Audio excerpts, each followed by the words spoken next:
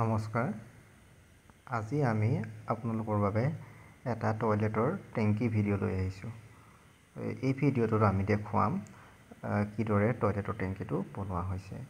এই টেংকিটোৰ দৈৰ্ঘ্য প্ৰায় 16 ফুট আৰু ইয়াৰ উচ্চতা প্ৰায় 6 ফুট আৰু বহল প্ৰায় 6 ফুট। এই টেংকিটোত আমি 3টা চেম্বাৰ কৰিছোঁ আৰু এইফালে যিটো দেখিছে বক্স টাইপ, এইটো আপোনাৰ ৱেষ্টেজখিনি যেতিয়া চাফা কৰা হ'ব, এই চাফা কৰা টাইমত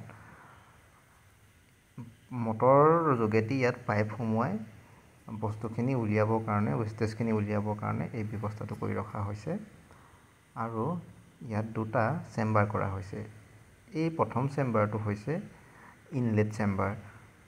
ইয়াৰ যিটো ওপৰ পৰ্চন, এই ওপৰ পৰ্চনতে ইনলেট যিডাল পাইপ, এই পাইপডাল থাকিব আৰু এই মাজৰ পাৰ্টিশ্যন ৱালখনত এইটো 2টা ছেপাৰেট হ'ব। এই ৱেষ্টেজখিনি ছেপাৰেট হৈ এই ছেকেণ্ড টেংকিটোলৈ আহিব, মানে ছেকেণ্ড পাৰ্টটোলৈ আহিব। যিহেতু এই ওপৰৰ যিখন ৱাল, এই ৱালখন সম্পূৰ্ণভাৱে বন্ধ কৰি দিয়া হ'ব।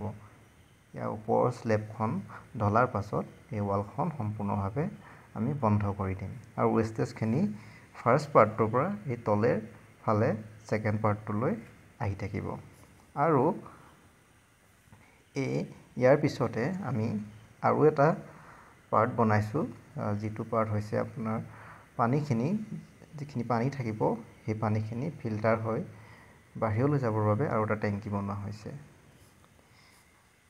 এইটো হৈছে থাৰ্ড পাৰ্টটো, যিটো ইয়াত পানী যিটো ফিল্টাৰ হ'ব, সেই ফিল্টাৰটো ইয়াত ষ্টক হ'ব, ফিল্টাৰ পানীখিনি ইয়াৰ পৰা, আৰু ইয়াত ৰাখি থোৱা বাটটোৱেদি আউটলেট পাইপডাল থাকিব। আপোনালোকে এনেদৰে বনালে এটা কথা মন কৰিব, ইয়াৰ যিটো ফিল্টাৰৰ লেভেল, ফিল্টাৰ ৱালখনৰ যিটো লেভেল দিয়া হৈছে, এইটো যাতে আপোনাৰ আউটলেট পাইপডালতকৈ কিছু ওপৰত থাকে।